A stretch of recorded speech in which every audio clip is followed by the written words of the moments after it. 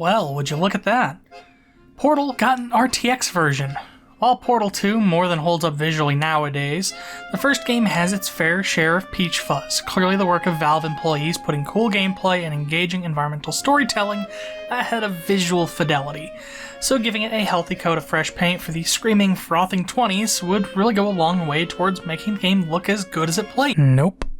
Look, it's not even really about the poor performance or the change to art assets to make it look more like Portal 2, or the stark shadows and lighting of Aperture, impressive as it is, being crushed flat beneath a perfect mathematical replication of light rays, or the really weird graphical glitches that cropped up. I understand that this is 1, the work of a studio outside Valve who took on the project with their blessing, 2, a showcase for RTX Remix meant to allow users to build their own RTX mods for DirectX 8 and 9 games, and 3, a hell of a bodge. But this ultimately showcases one of the issues with ray tracing right out of the box. It ain't ready for the big leagues. Now, are games that use ray tracing cool? For sure, they can be. Control, Ghostwire Tokyo, Resident Evil Village, all 3 titles that take advantage of the benefits ray tracing offers to provide a boost to their wondrously tormenting environments. Tokyo looks superb, Romania looks fit for a bloodthirsty sapphic bad bitch, and the oldest house is newer and shinier than ever. But between playing Village proper and the Shadows of Rose DLC, something happened. I turned off the ray tracing. I didn't notice a difference other than I had performance to spare so I could render the game at its native resolution. That's about it. Okay, so if we need to run a crash course on why that's important to know, let's get into it. Traditional games use rasterization. We break down the individual triangles into pixels and then light those. It's way more complex than that, but that's a good start for understanding what's going on. The points on those triangles carry texture data, and when lighting them, we go pixel by pixel, looking at how each vertice wants to be rendered based on the UV mapping and shader information it carries, as well as the light within the scene, and then we apply all of those together. We have to do this millions of times per second, but modern GPUs can handle that no problem. We're literally breaking the scene apart and going pixel by pixel. We're rasterizing.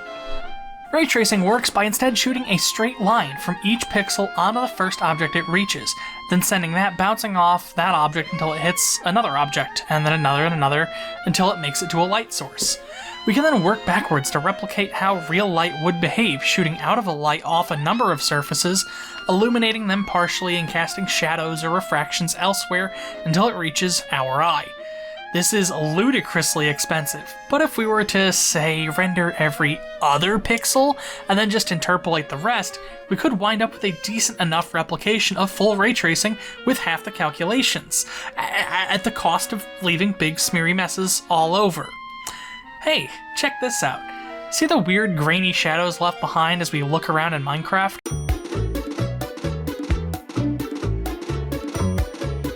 Yeah, we're seeing a couple tricks at play here. We're not using a ray for each pixel, but instead opting to use fewer casts for better performance. And not every ray makes it to a light source in time and then is able to trace it back. Simply put, even now 3 generations deep into real-time ray tracing, we're not able to run it at the same speed we can rasterize. It's easy to compare this to film in the age of mastering still photography. Film in color was becoming very possible. The autochrome process was being worked out, and the grain on film was more than enough to make enlarging photos a breeze. But film, getting that process to happen in real time, with sound synchronization and stable frame rates, is difficult.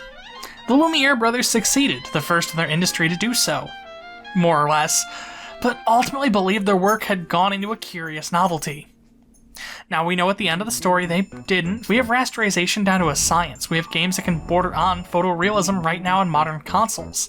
But it's inevitable that real-time native ray tracing is the white whale of rendering, a revolution that would push CGI not just in games but in film ahead by ages by cutting render times to effectively 0, or allowing for even more complex renders over a greater period of time. The last part's worth emphasizing.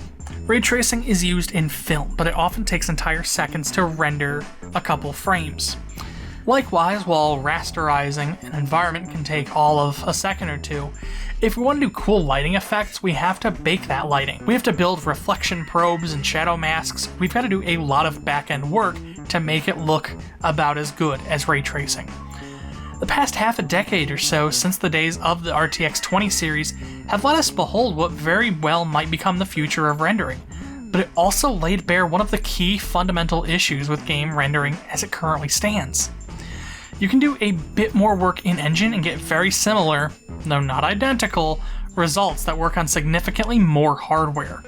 It's why PS5 games, even though the console is a very capable ray tracing workhorse, still offer a performance mode that disables the real-time physics-accurate reflections and lighting for pre-baked lights and screen space reflections. It's not as good, but it's serviceable and it gives you a lot more frames. So just keep doing that. What improvements we offer to performance and rendering to aid ray tracing also helps rasterization, and to some respect, it feels like more and more of these experiments and ads that exist, more and more people realize that that's exactly how that works. Ray tracing modes in games like Village and Ghost Runner are visually impressive, yes, but the gains are very minimal for a noisy image. It's obviously more impressive to do this to an old-ass game. And Portal, being a decade and a half old, is the perfect candidate for showcasing just what games could look like, and... Oh, okay, you want to talk frame rates. Man, I love Claymation. I love the works of Harryhausen. It wasn't this bad earlier. It doesn't run great. I kinda wished I was just playing original Portal. RTX Remix is more or less a white flag. Nvidia seemingly has milked the RTX implementation into older games dry at 2 titles, and has released a toolset that lets users make their own. This is neat for people who want to keep working that sucker to death, but it's not a very good ad for new graphics card sales. The idea of playing a shinier version of a game I've owned in my Steam library for 11 years doesn't make me want to rip my computer apart for a 4090. No matter how much Nvidia sells it as such. New games that are destined from the ground up to showcase modern hardware do interest me, but even then, in rasterized games, they still look fantastic, and I'm not left scratching my head asking why Death Stranding looks so bad. It's not grainy, it's not smudged or caked in artifacting. It's a clean image running at 50 or 70 frames per second, 40 or so on my Steam Deck. It doesn't offer ray tracing. It doesn't need the newest hardware, and it looks fine.